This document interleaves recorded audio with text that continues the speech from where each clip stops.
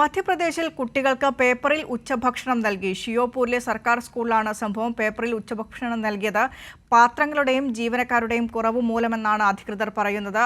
ഏതായാലും സംഭവത്തിന്റെ ദൃശ്യങ്ങളൊക്കെ പുറത്തേക്ക് വന്നിട്ടുണ്ട്. അബ്ദുൾ റഷീദ് ദില്ലിയിൽ നിന്ന് വിശദാംശങ്ങളുമായി ചേരുന്നുണ്ട്.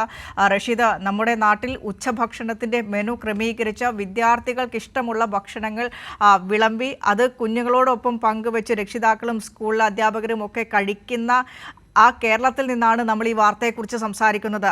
നോക്കൂ, മധ്യപ്രദേശിലെ സ്കൂളിലെ ആ ദൃശ്യങ്ങളാണ് നമ്മൾ കാണിച്ചുകൊണ്ടിരിക്കുന്നത്. സ്കൂളിൻ്റെ പുറത്ത് പേപ്പറിൽ കുട്ടികൾ ഭക്ഷണം കഴിക്കുന്ന, ദയനീയം എന്നല്ലാതെ പറയാതിരിക്കുന്ന ഈ രാജ്യത്തെക്കുറിച്ച്.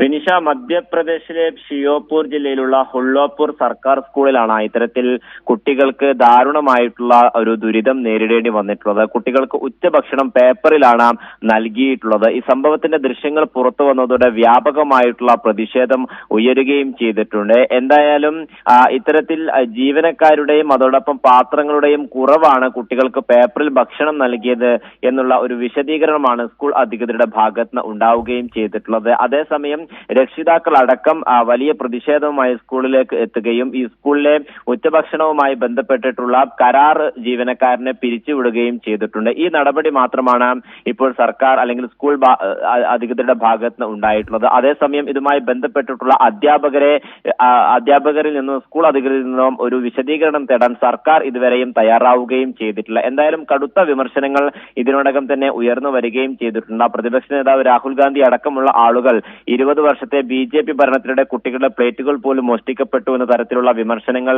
ഉന്നയിക്കുകയും ചെയ്തിട്ടുണ്ട്. വിനീഷ് നേരത്തെ സൂചിപ്പിച്ചതുപോലെ തന്നെ കേരളത്തിലും അതോടൊപ്പം തന്നെ മറ്റു സംസ്ഥാനങ്ങളിലൊക്കെ തന്നെയും പ്രത്യേകിച്ചും പ്രതിപക്ഷം ഭരിക്കുന്ന സംസ്ഥാനങ്ങളിലൊക്കെ തന്നെയും ഉച്ചഭക്ഷണ മെനുവുമായി ബന്ധപ്പെട്ട വലിയ